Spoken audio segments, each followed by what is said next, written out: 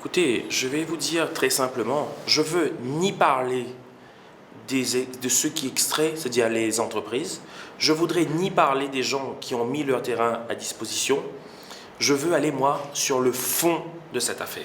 2,6 milliards d'euros d'investissement. Les entreprises qui doivent être contraintes d'aller faire de l'extraction sauvage, ça s'appelle ça, pour ceux qui sont à l'origine du projet, de l'amateurisme. Ça s'appelle gérer 2,6 milliards comme si qui gérait 10 euros. Ça relève de l'irresponsabilité de nos dirigeants.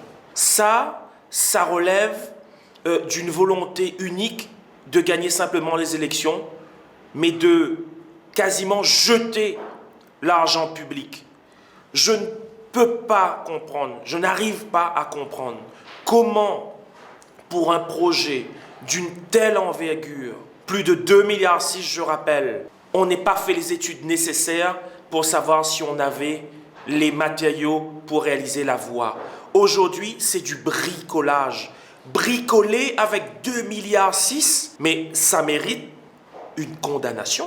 Je suis en train de regarder, et je vous ne le cache pas, avec mon juriste, si ça ne mérite pas une plainte pour qu'il y ait des comptes qui soient rendus. On ne peut pas jouer avec l'argent public en étant aussi laxiste.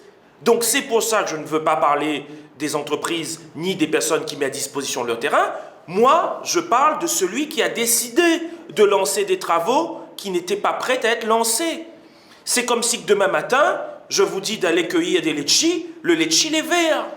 Le projet, certes, il faut le faire parce que c'est une nécessité de le faire, mais il faut prendre le temps de le faire mûrir, finaliser le projet, regarder tous les tenants aboutissants, pas faire les choses à l'envers. Aujourd'hui, on parle d'agrégat. Moi, je vais vous parler d'eau. Est-ce qu'aujourd'hui, il y a suffisamment d'eau à La Réunion pour alimenter ce chantier? C'est une question que je pose et c'est une question que vous devriez poser aux dirigeants qui aujourd'hui ont lancé ce projet. Il n'y aura pas suffisamment d'eau à La Réunion pour réaliser ce projet. Et on verra dans les semaines qui arrivent et les mois qui arrivent et les années qui arrivent. Je veux parler de la formation plus globalement. À La Réunion, qu'on le veuille ou pas, il faut arrêter de mentir aux gens. La formation, c'est de l'occupationnel. La formation, bien souvent, conduit nulle part ceux qui sont allés se former. Il n'y a pas d'anticipation, il n'y a pas d'études qui prévoient quels sont les domaines qui réellement seront porteurs demain. On occupe juste les jeunes pour qu'ils ne soient pas dans la rue. Vous allez me dire, c'est déjà mieux, oui, mais il faudrait aller plus loin. Quand on lance, je reviens sur le dossier NRL, quand on lance un projet de plus de 2,6 milliards d'euros, pourquoi on ne réfléchit pas en amont l'impact sur l'emploi? 2,6 milliards et vous créez à peine 1000 emplois, il y a un problème. Pourquoi ne pas voir un projet qui aurait coûté peut-être 2,6 milliards ou qui aurait peut-être coûté 2 milliards, mais qui aurait procuré davantage d'emplois pour les Réunionnaises et les Réunionnais? Si on parle de la route des Tamarins, la route des Tamarins, ça a coûté au final à peu près 1 milliard d'euros. Ça a créé 6 000 à 7 000 emplois pendant quelques années. Là, il y a un impact réel sur l'économie.